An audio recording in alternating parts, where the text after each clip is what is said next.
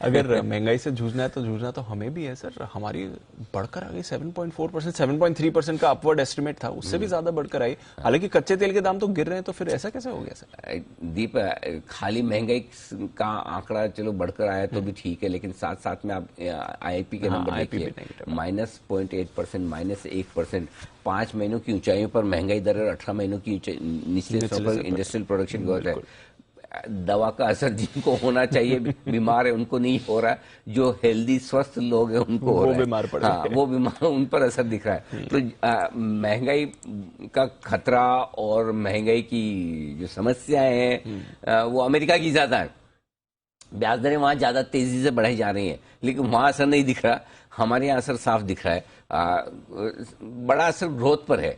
सो कहीं न कहीं हम ग्लोबल महंगाई और अपनी महंगाई को देखकर ग्रोथ के साथ कॉम्प्रोमाइज कर रहे हैं, उसका असर दिख रहा है। लेकिन उसके बावजूद महंगाई कम होकर नहीं आना, ये थोड़ी चिंता की बात है दीप। मुझे लगता है कि इसके चलते आरबीआई को फिर से एग्रेसिवली ब्याज दरें बढ़ानी ही पड़ेगी। अब मेंटली हमें ये तैयार होना पड़ेगा कि अगली पॉलिसी फिर से 0.5% वाली है।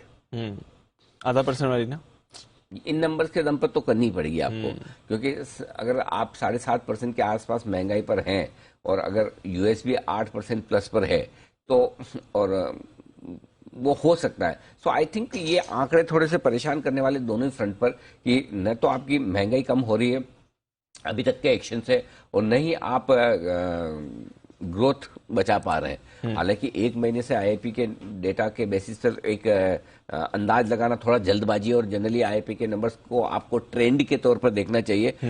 कई बार है ना, वो डेटा कैप्चरिंग वगैरह में काफी कुछ होता है, लेकिन जो डेटा सामने है वो है, उन पर हमें रिएक्शन तो देना ही। तो आई थिंक ये नंबर थोड़े से खराब दिख रहे हैं। रिएक्शन आ सकता है, क्योंकि यूजुअली मार्केट्स उतना अगर हम देखें तो रिएक्ट नहीं करती हैं, बट हाँ डेफिनेटली थोड़ी चिंता की बात है।